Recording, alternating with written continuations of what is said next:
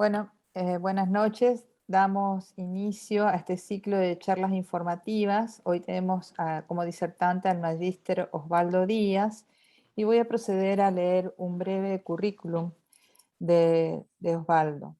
Fue profesor universitario en las carreras de Ingeniería de la UNE y Química e Ingeniería de Rosario, en las asignaturas Máquinas Térmicas y Centrales Eléctricas, donde se trataban temas energéticos en profundidad durante 40 años. Se desempeñó como jefe de ingeniería del área de operaciones y técnicas especiales de agua y energía de la Nación, empresa pionera en construcción de todo tipo de centrales eléctricas, líneas de interconexión y riego. Fue presidente de los ingenieros de la misma empresa durante el año 1985. Es socio de la empresa familiar Solmax SRL. Además, se destaca que actualmente participa en un proyecto para diseñar un desalinizador aerotérmico junto a profesores del área que sirve para sacar la sal del agua de perforación de nuestra zona y convertirla en agua potable. Debido a su importancia, ya que hoy desalinizan agua del océano, el proyecto ha generado importantes apoyos, tan es así que se está trabajando con el INTI para la construcción en conjunto del prototipo. Este proyecto motivó a la Intendencia de la Municipalidad de Barranqueras considerarlo persona destacada. En el año 2018, el Poder Legislativo de la provincia del Chaco reconoció su distinguida formación académica y trayectoria profesional, docente e investigativa, así como también lo hizo el Rotary Internacional con otra distinción. Previamente fue enviado a ustedes cuál es el temario de esta charla de ciclos informativos, la primera. Hoy el tema es la energía en el futuro y los temas que se van a tocar son generación de energía hoy y mañana, impacto ambiental de la generación y su evolución, formas de acumular la energía, pilas de litio, celdas de combustible. Muchas gracias. Osvaldo tiene la palabra. Bueno,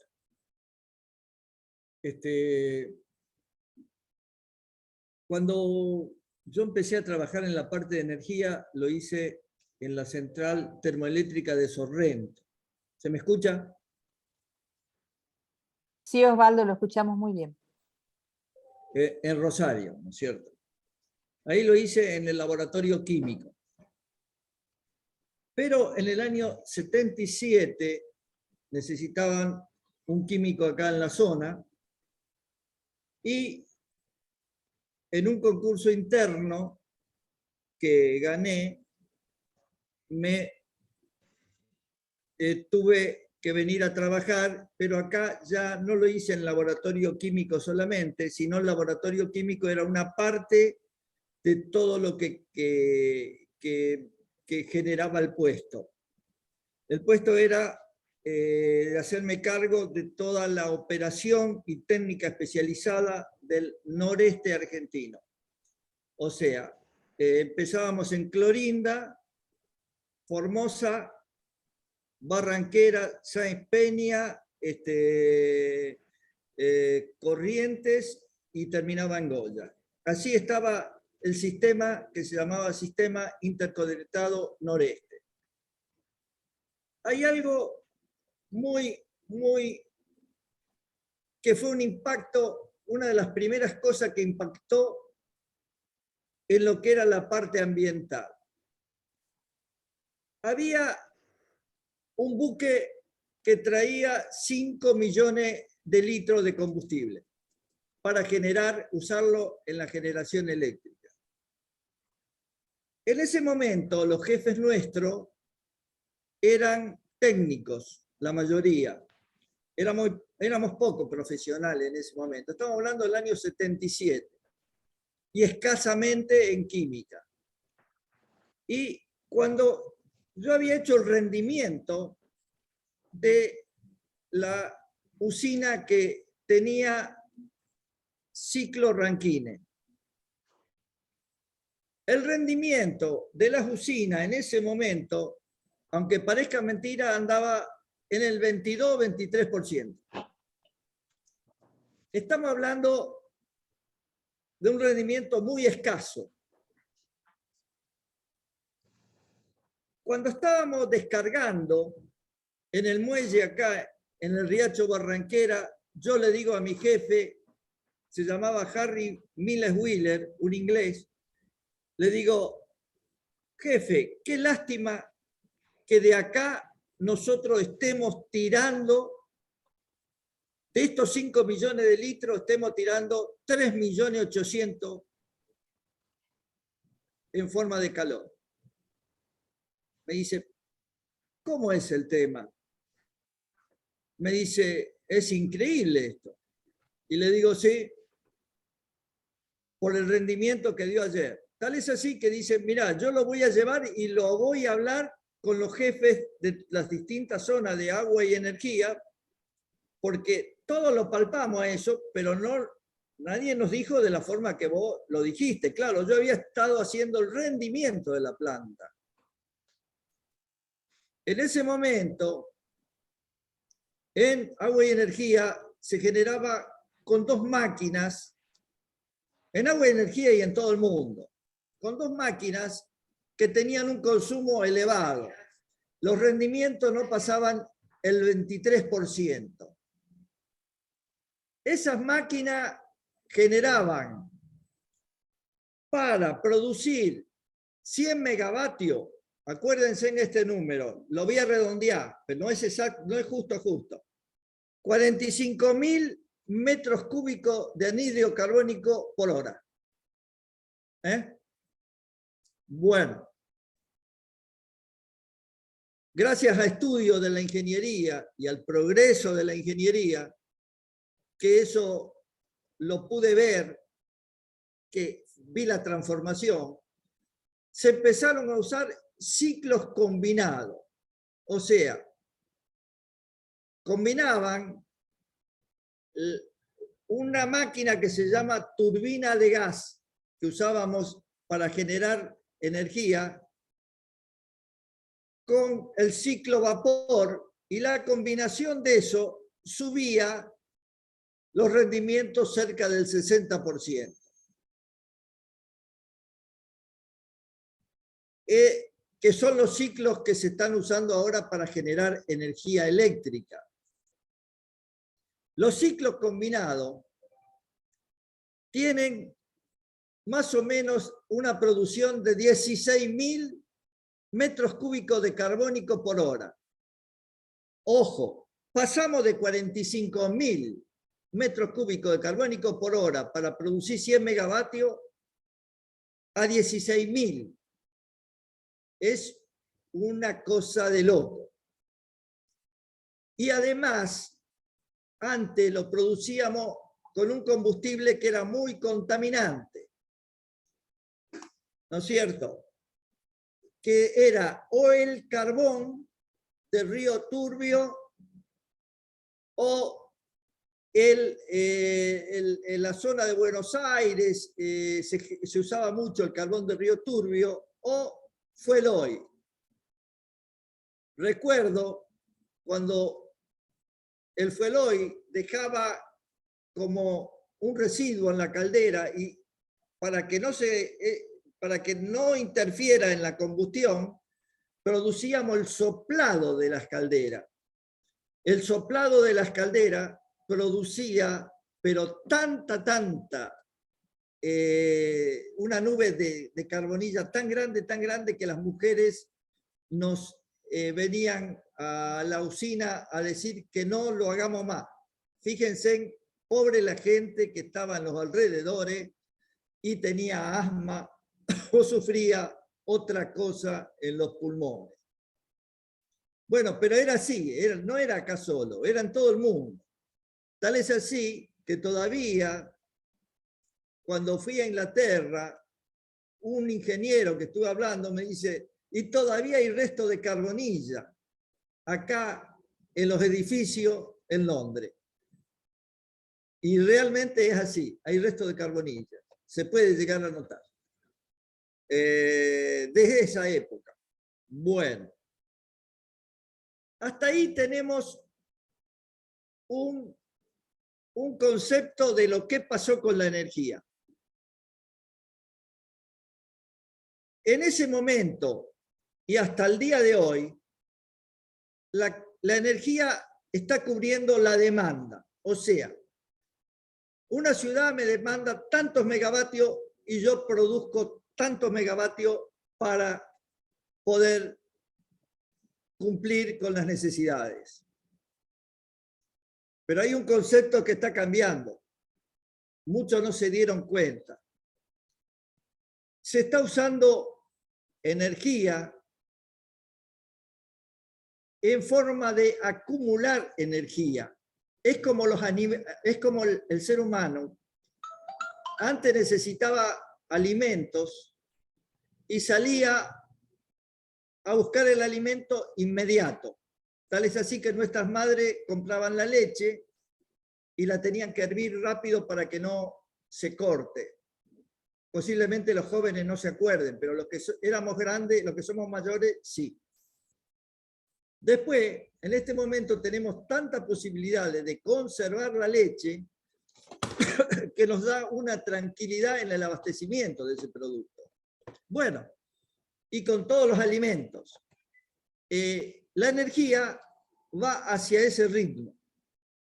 La energía, con todas las nuevas tecnologías, de poder conservarlo, sea en forma de metano, en forma de hidrógeno o en forma de cualquier otro gas o líquido, ¿no es cierto?, son importantísimos porque se marcha hacia la conservación de energía. ¿Cómo? ¿Para qué sirve esto? Yo puedo producir acá en distintos lugares del sur argentino hidrógeno. Lo puedo transformar en amoníaco y lo puedo transportar, que es lo que está haciendo Italia. Italia está produciendo hidrógeno, lo transforma en amoníaco y después, con una pequeña energía que necesita para descomponer el amoníaco, obtiene el hidrógeno y lo utiliza como combustible. ¿Qué pasa con estos combustibles? Estos combustibles son cada vez menos contaminantes. Si partimos del hidrógeno, es el menos contaminante, porque el hidrógeno, cuando quema en una máquina o cuando se usa más eficiente todavía en lo que se llaman celdas de combustible, el residuo que larga es agua. O sea, el hidrógeno ese se obtuvo por la electrólisis del agua y cuando te entrega la energía, el residuo es agua. O sea, es totalmente ecológico. El proceso es totalmente ecológico. Siempre y cuando ese hidrógeno se obtenga con energías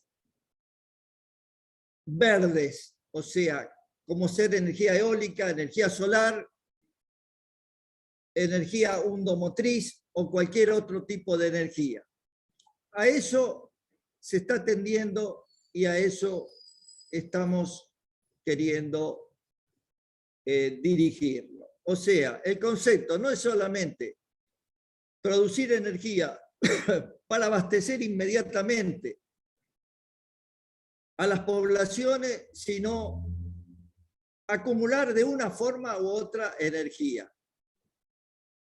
¿Qué pasa? Una forma importante de acumular energía, aunque es costosa, es hacerlo con baterías de litio. Las baterías de litio son muy distintas a una batería de plomo. La batería de plomo, todos sabemos que si tenemos un auto y le damos unos cuantos arranques, al cabo de media hora o 3/4 de hora, la descargamos totalmente. Con el litio se ha logrado obtener baterías que tienen una autonomía, por ejemplo, para abastecer más o menos 600 o 1000 kilómetros a un vehículo. Ha cambiado totalmente el concepto y las posibilidades que generan estas baterías. Bueno. ¿Quieren hacer una pregunta hasta acá o seguimos nomás? ¿Alguien quiere hacer una pregunta o seguimos? Seguimos, Osvaldo. Seguimos. Bueno. Listo. Vamos a mostrar un poquitito lo que era antes y lo que es ahora. Dale. Sí. Este era el primer ciclo que nosotros teníamos, ¿no es cierto? El primer ciclo que nosotros teníamos, nosotros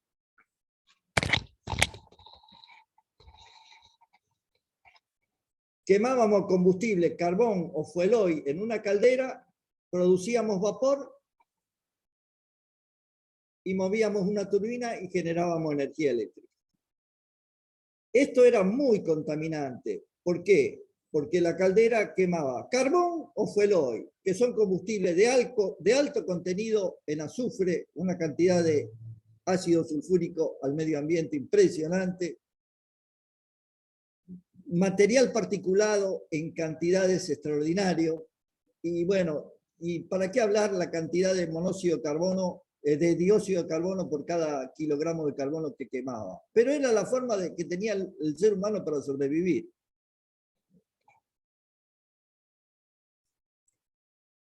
También teníamos estas turbinas, que son las mismas que las turbinas de aviones.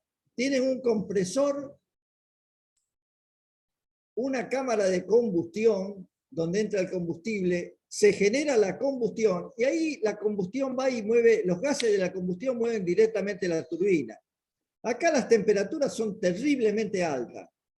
Entonces, esta máquina, para poder funcionar, tiene que tener mucho aire, que el compresor tiene que generar además, para enfriar los gases que mueven la turbina, si no la rompe toda. Entonces, estas son máquinas que, si bien podrían ser muy eficientes, son ineficientes por la resistencia de los materiales de la turbina. Porque si nosotros le metemos directamente los gases de combustión como están, sería lo mismo de querer mover unos álabes con un soplete. Imposible. Bueno. Cuando se combinó, como habíamos dicho, esa turbina a gas, los gases calientes que salían por la chimenea, calentaron agua, o sea, se combinó con el ciclo anterior y movieron las turbinas a vapor. Esto acá ya subió el rendimiento de las antes eran más o menos del 22 o 25%, a esto subió casi al 60%. Estos son los que tenemos en este momento funcionando, que son en Timbúe o en otros lados de la República Argentina, Tucumán, todo esto tienen ciclos combinados, ¿no es cierto? Bueno. Acá es algo que se conoció siempre, pero nunca se le dio la importancia hasta que empezaron a estudiar en serio el litio. El litio tiene un potencial en su descomposición de 3,04 voltios. Positivo. Este potencial positivo, metiéndolo en combinación con cualquier elemento acá que tiene potencial negativo, genera una fuerza electromotriz muy, muy, muy importante. Así se hicieron los primeros estudios. Los primeros estudios empezaron en la época de Galvani y Volta, ¿no es cierto? Volta puso una lámina de zinc, un cartón con cloruro de sodio y una lámina de cobre o de plata. Y al ser negativo la plata o el cobre y el zinc positivo, se generó el flujo de electrones. Ese fue la importancia de las primeras baterías. Pero eso lo perfeccionó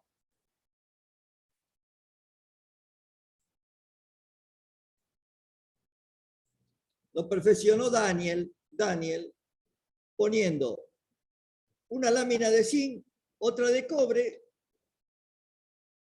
lo sumergió en sulfato de zinc, sulfato de cobre, y se generaron electrones en la parte de la unión con un cable, y ahí por primera vez se obtuvo la primer pila importante. Pero acá fíjense en lo que estamos viendo. Acá hay dos metales en juego. Ahora vamos a pasar realmente a... Sí.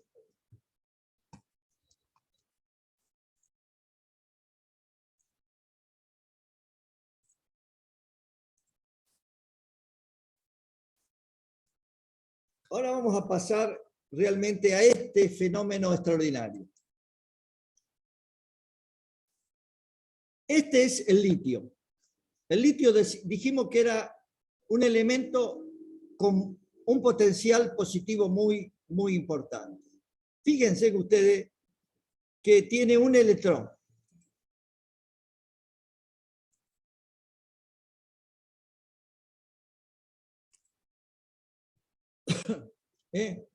Si tenemos litio y lo ponemos en el agua, es muy, muy reactivo.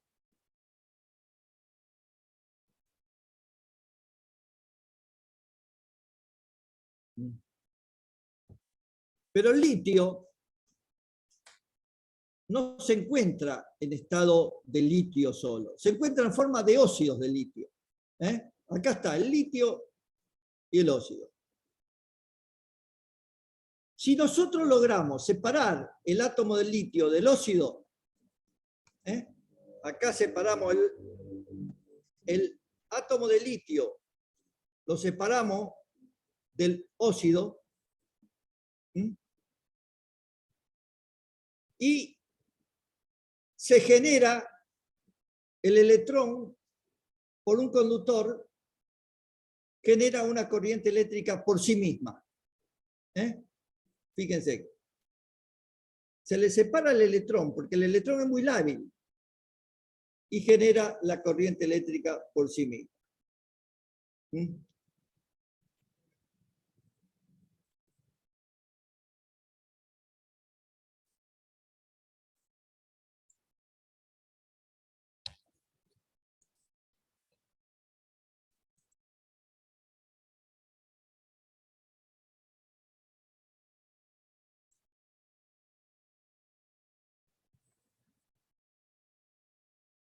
Si nosotros metemos una placa acá, un electrolito, grafito, no otro metal, grafito, el litio, cuando le ponemos una fuente de corriente eléctrica, pasa a través de la capa, se deposita en el grafito, con una fuente de corriente, el litio se deposita en el grafito,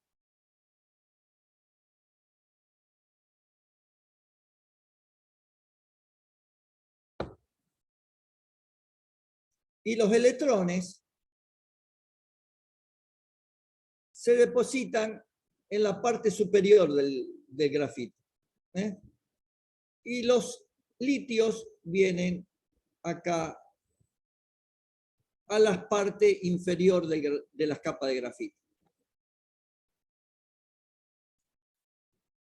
En este momento, lo que hicimos, le dimos una fuerza electromotriz exterior y cargamos al grafito con átomos de litio y electrones. ¿Eh? ¿Qué pasamos si nosotros le sacamos esta fuente y le ponemos una lamparita?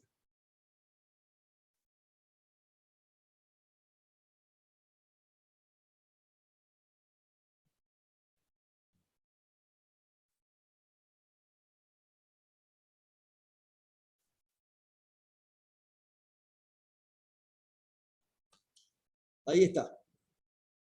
El litio acá es inestable, le ponemos la lamparita y los electrones estos que habíamos separado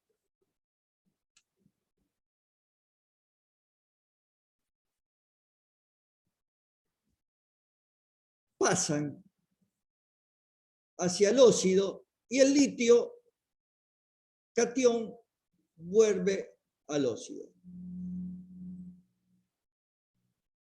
Esto lo hace de una capacidad impresionante a este tipo de batería.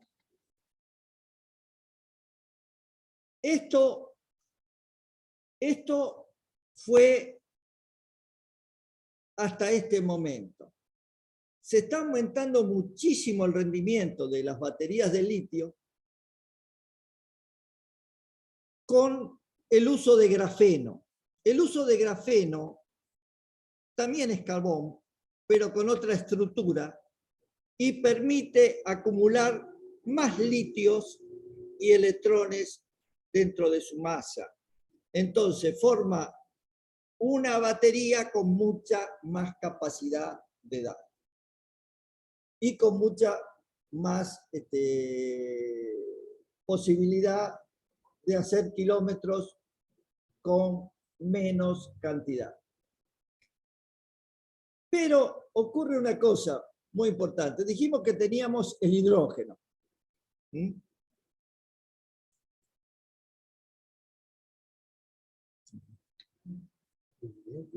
Sí, el video de...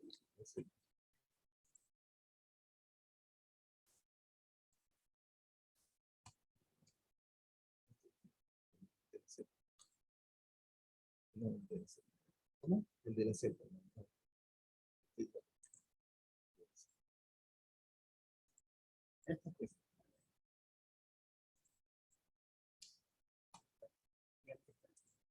Un segundito.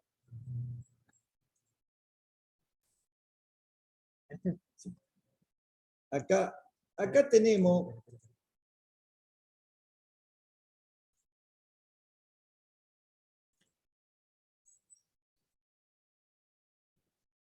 tenemos algo que sí se va a imponer totalmente. Una por el alto rendimiento y otra porque acá no pasamos por un proceso térmico, sino es un proceso electroquímico que genera electrones. El hidrógeno, ¿no es cierto?, tiene la capacidad, con un catalizador especial, de desprender electrones. El hidrógeno no tiene carga, la molécula. Al desprender electrones, forma hidrógenos positivos.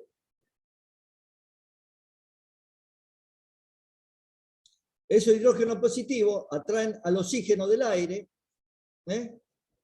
se unen y forman agua. ¿Qué pasa? Los electrones circulan uniéndose al oxígeno en forma de oxígeno negativo y con el hidrógeno positivo forman agua. Esta es una de las máquinas que nos va a dar, creo que, más satisfacciones en el futuro. Pero acá hay otro tema muy importante. Acá, en el caso anterior de la pila de combustible, teníamos una capacidad limitada, porque teníamos lo que se podía guardar en el grafito. Acá no, acá si nosotros le metemos más hidrógeno generamos más electrones. Entonces, esto se está pensando, ya se usa para mover trenes y barcos. ¿no es cierto? Hay un tren en Alemania que directamente utiliza hidrógeno y celda de combustible. ¿Sí? Pero al tener una densidad eléctrica mayor, porque la densidad eléctrica te la está dando en forma continua y en menos espacio, tiene más electrones, porque depende de la cantidad de hidrógeno que le metamos y no la que está acumulada, va a poderse utilizar directamente para que los aviones puedan vencer con la potencia que generen el peso, que es una forma de elevarse. Y en esto se está estudiando, y si lo logran, y lo logran hacer bien, este va a ser el futuro combustible de los aviones, que el avión es uno de los contaminantes atmosféricos más importantes que tenemos en este momento. Bueno.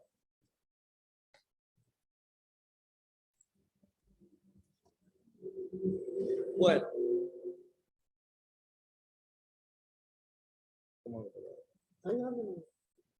Bueno, yo con esto y con esta idea, que podríamos hablar mucho, mucho más tiempo, es lo que pienso y lo que veo. Nadie tiene la varita mágica para saber lo que va a pasar con la energía. Sabemos que los japoneses están tratando de hacer energía nuclear con materiales fértiles y no físiles como el uranio. El uranio ya de por sí es físil y se puede generar energía en su fisión. Pero hay otros materiales que uno puede transformarlo en uranio, ¿no es cierto? El torio, por ejemplo, 232, lo puede formar en uranio con un electrón y de ahí obtener nueva fuente de energía. No obstante, dicen que es menos contaminante y que Japón ya está haciendo los primeros reactores con esta nueva tecnología. O sea, hay un montón de posibilidades, pero la posibilidad cierta es, sobre todo que tenemos en esta zona, es la generación de metano por biomasa, que ya Agua y Energía tenía un estudio muy grande para hacer una central con biomasa cuando se estaba haciendo el estudio de Paraná Medio, que no se concretó. Y bueno, ese tema es un tema muy importante para tener en cuenta, más con todas las posibilidades de generar, de poder licuar el metano, ¿no es cierto? En este momento se está haciendo. Y bueno, y el hidrógeno, ni hablar, el hidrógeno ya sea para reforzar las líneas donde se transporta el metano y uso doméstico, o para poder realmente utilizarlo para hacer compuestos que se puedan almacenar fácilmente, como sea el amoníaco, y hay otros compuestos que, si bien es cancerígeno, se utiliza como combustible de los cohetes, que es la hidracina. Y bueno, se le irá buscando todas las formas de poder acumularlo, ya sea en forma de un gas fácilmente licuable o de un líquido, ¿no es cierto? El metano sabemos que se puede transformar en alcohol metílico, como había una empresa que compraba el metano de Argentina, una empresa chilena, obtenía alcohol metílico y lo vendía. Y cuando se produce alcohol metílico a partir del metano, por cada molécula de metano, nosotros obtenemos en peso 2 veces lo que pesa el metano como alcohol metílico. Bueno, hasta acá estamos y algunos hicieron negocio con varias cosas que se dieron cuenta y otros a veces hacemos otras cosas, pero también lo veo. Hasta luego a todos y bueno, estoy listo para todas las preguntas que quieran hacer. Muchas gracias. Las preguntas las pueden hacer por el chat o si quieren encender sus cámaras y hacerlas directamente. Bueno, arranco con una, Lili. Sí, sí, ingeniero. Le pregunto en cuanto al hidrógeno. Usted había dicho que por la electrólisis separaban el hidrógeno del oxígeno en el agua. Ahora yo quisiera saber cómo se guarda eso para después entregarlo y que alguien lo ocupe, y además en qué nivel de eficiencia, es decir, cuánta energía nosotros gastamos para producir ese hidrógeno, si hay alguna comparativa como para decir, bueno, gastamos un 20%, un 30%, así valga la redundancia, como usted había mencionado allá en el comienzo de la charla, que de 5 millones se gastaban 3,5 millones de litros en generar calor. Acá yo quiero saber más o menos cuánta energía gastamos para producir ese hidrógeno, y ese hidrógeno qué cantidad de electricidad nos puede generar. No sé si se entendió la pregunta. Sí. Mira, realmente la electrólisis es un proceso caro, muy caro. O sea, por cada átomo de hidrógeno vos necesitas 96.500 coulombios. Es una cantidad de energía que tenemos que utilizar, tenemos que ver dónde generamos esa energía y si es energía barata.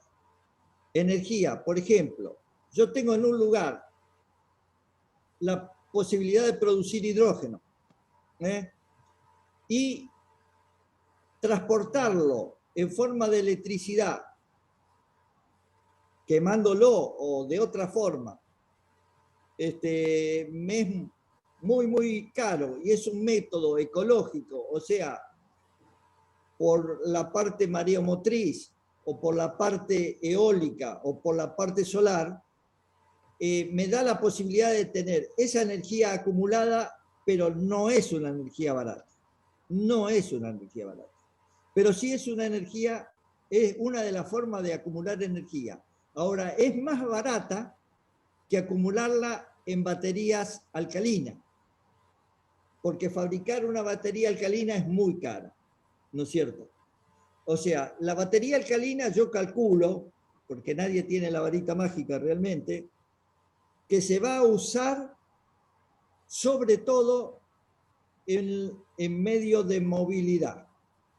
Y la otra energía se va a utilizar como apoyo a todo lo que sea la utilización de metano o la utilización de celda de combustible para movilidad con un alto rendimiento. O sea, lo que se perdería por un lado en energía se aprovecharía por el alto rendimiento de la celda de combustible.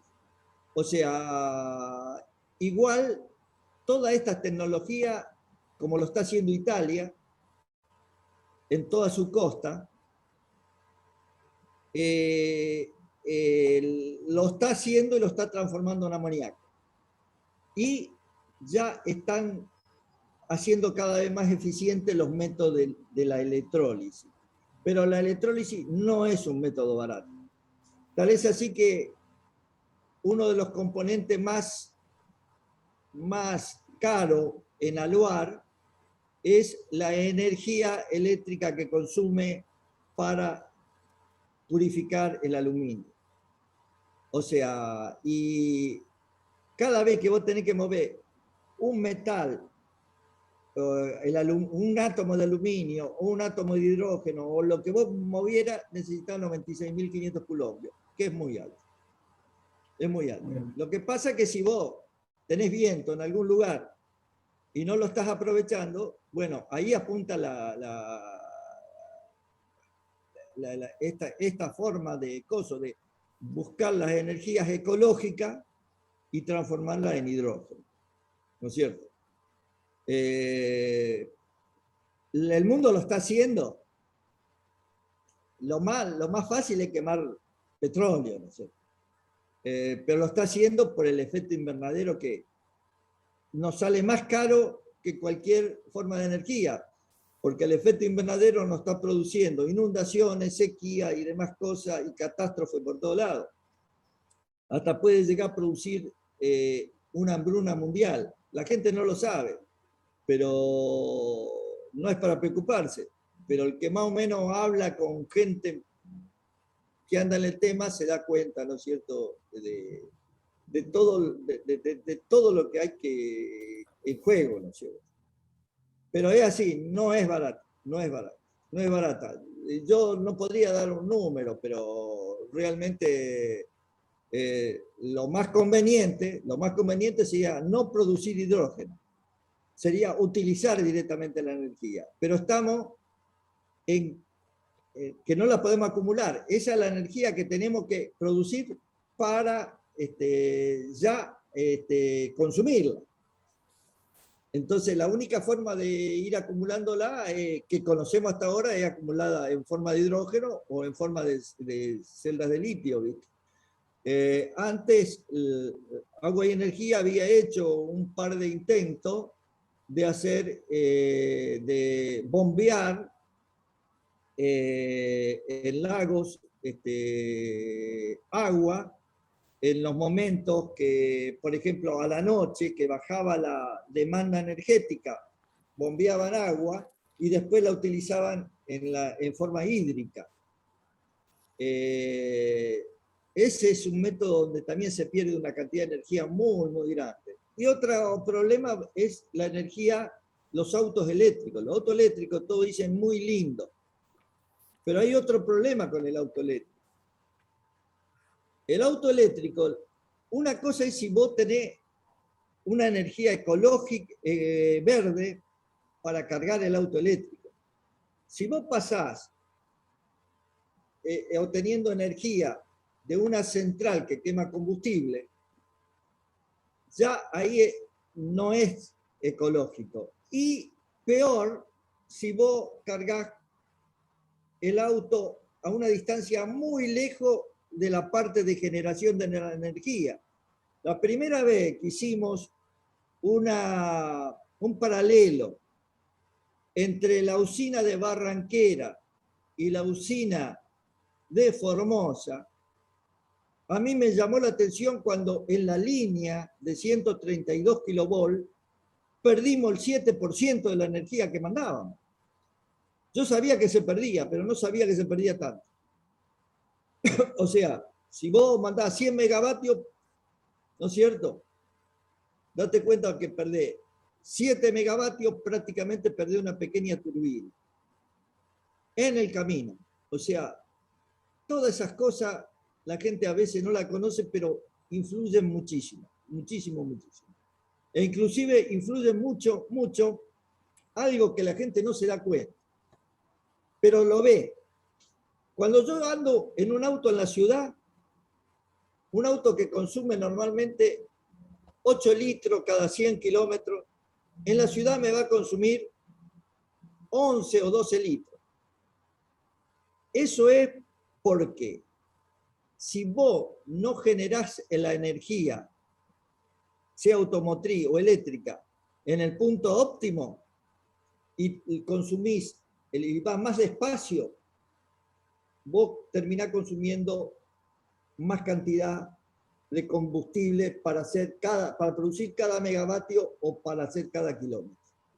por la curva, ¿no es cierto?, de consumo específico, tiene su máximo, su mínimo consumo en la parte óptima de funcionamiento de la máquina. Si vos vas más despacio, consumís más. Y si vas muy rápido, consumís también más. O sea, ese es un problema. Quedan 5 minutos. Me gustaría leerle lo que lo que aportó el ingeniero Sesma. Chile importa gas natural como materia prima de la Argentina y la transforma en metanol. Con ello le da un valor agregado de más del 700%. En países desarrollados ya se está implementando la mezcla de gas natural y el hidrógeno en una relación de 70% de gas natural y 30% de hidrógeno. Se espera muy pronto revertir la ecuación hasta que llegue el momento de reemplazar totalmente el gas natural por el hidrógeno verde y hacerlo circular por los gasoductos. En ello está Inglaterra.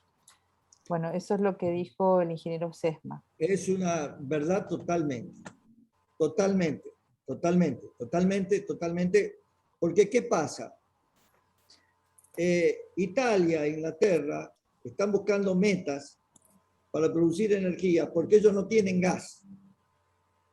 O sea, yo creo que la Argentina, teniendo gas para 300 años, tenemos que hacer un estudio económico y energético para industrializar el país. Lo que pasa que no se le está dando la importancia que tiene que darse. A lo mejor mediante nosotros, las agrupaciones en ingeniería o las facultades, se puede hacer algo como para que a esto se le dé la importancia que requiere, ¿viste? Pero tenemos que cambiar un poco de mentalidad, realmente pensar de otra forma, pensar en hacer las cosas bien, ¿viste? Y bueno, no sé. Bueno, yo creo que nosotros nos comprometimos a una charla de 40 minutos, no superar las 21 horas, y quisiera darle la palabra al ingeniero Urturi para hacer el cierre de esta jornada. ¿Me dejarías una última preguntita, Lili? Sí. Sí, ingeniero. Volviendo al tema del hidrógeno y ratificando lo que usted dijo recién, digamos, anteriormente a lo último, que es mejor, por supuesto, vamos a suponer un parque eólico. Si necesitamos aportar energía al sistema interconectado, conviene directamente que el parque eólico esté aportando la energía al sistema. Eso estamos de acuerdo porque usted lo dijo entre líneas y yo lo entendí. Yo le hago la siguiente pregunta, si es que puede llegar a ser posible. ¿Qué pasa? Como usted bien dijo, hay vaivenes en los picos de consumo de la electricidad. Ahí va la pregunta. ¿Se podría hacer que en los picos de bajo consumo, sea la hora que sea que yo la desconozco, ese mismo parque eólico no pueda estar haciendo electrólisis? Un estudio muy paralelo, seguro que sí. Eso sería la parte eficiente. Claro, por eso es lo que estoy tratando de buscar. Es lo que pregonó el ingeniero Sesma siempre, que en muchos momentos la energía de Yacyretá se podría utilizar para producir hidrógeno en los momentos que no se utiliza la energía como tal, ¿no es cierto? Pero bueno, no sé por qué no lo hacemos, no sé por qué no se hacen las cosas como a veces la parte de ingeniería lo conoce, y hay valores ya cantados, ¿no es cierto? Y no se hace, ¿no es cierto? Nosotros hicimos, por ejemplo, en una época ahí con el grupo de la Facultad de Ingeniería, teníamos la posibilidad de hacer hace años, biodiesel, que salía gratis para la municipalidad de Resistencia, porque obteníamos el metanol de Indunor y el ¿cómo se llama? Y el aceite usado de las cocinas, de los lugares de aceite de girasol usado, de soja. Y luchamos tanto, ingenieros que teníamos en ese momento fueron a Buenos Aires, todos te felicitaban por todo lo que tenías, pero nunca se hizo. Siempre hubo un pero y nunca logramos hacerlo. Es una lástima. Bueno, pero así es. Así es, Urturi. Muy lindo y gracias por las preguntas realmente porque son interesantes. Son interesantes. Nos hacen pensar. Como yo sé que igual me va a retar la secretaria nuestra, hago la última pregunta para aprovechar sus conocimientos. Cuando habló del litio y el grafito, usted habló que se necesita una energía primero para pasar los positivos a almacenarlo en lo que sería la futura pila o batería. Esa cantidad de electricidad que se gasta o energía que se gasta, ¿tiene alguna magnitud importante con respecto a lo que se reserva? ¿Es mucho, es caro, es barato el sistema? Bueno. Ahí la pérdida no es tanta. Ahí no es una electrólisis. Ahí vos lo acumulás. Ahí vos lo que vos mandás es prácticamente lo que acumulás. Ahí el deterioro de la pila sí va a ocurrir. Pero, ojo, que construir una pila de litio no es cosa barata. Las pilas de litio grandes, industriales, no es cosa por ahora. Vamos a ver más adelante, ¿no es cierto? Pero es una solución impensable. Hace unos años es impensable. Es extraordinario que se dio cuenta del proceso usarlo de esa forma. Yo no sé quién fue, pero es importantísimo porque encontró la forma de acumular entre las láminas de carbón el litio y los electrones. Es una cosa loca. Y realmente, porque ahí no son dos metales puestos en juego, ahí vos cargas, van los electrones y el litio ahí, y después cuando necesitas lo usás. Es algo muy, muy importante, muy fácil de utilización y bueno, y una eficiencia impresionante. Lo están demostrando los autos, ya hay muchos autos, ¿no es cierto? No es barato, por ahora, ¿viste? No sé. Bueno, no sé, todo, yo estoy en todo el tiempo. Bueno.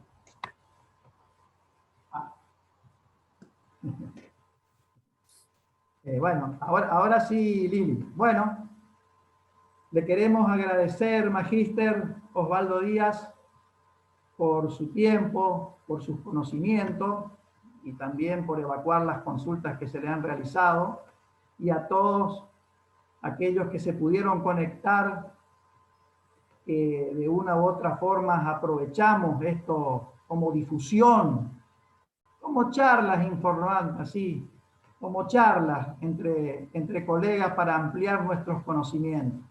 Hay algunos como usted que se destacan, digamos, en esta línea, habrá otros como el ingeniero Sesma que anda de gas, que también ya lo vamos a convocar, y algunos otros en otra materia, y es una manera de difundir entre nosotros estos conocimientos que por algún motivo lo hemos acumulado a lo largo del tiempo. Así que quiero darle las gracias a los que se conectaron en nombre del Consejo Profesional de la Ingeniería de la provincia del Chaco, en estas charlas que le agrego yo, que no estaba en el flyer, informales, desacortonadas, digamos, como diría la gente de Les Luthiers. Así que le agradecemos infinitamente, Magíster, su preocupación y su trabajo que ha realizado en pos de nuestros matriculados. Desde ya entonces muchas gracias, lo liberamos a usted y a la gente que nos acompañó. De aquellos que no se pudieron conectar, les informamos que esta charla ha sido grabada y la vamos a colgar ya sea en nuestra página o en nuestro Facebook, en algunos lugares de nuestras redes sociales. Desde ya muchas gracias y saludos para todos y buena semana de trabajo. Hasta luego. Hasta luego, muchas gracias. Buenas noches. Así que Lilia, hace el cierre. Hago el cierre.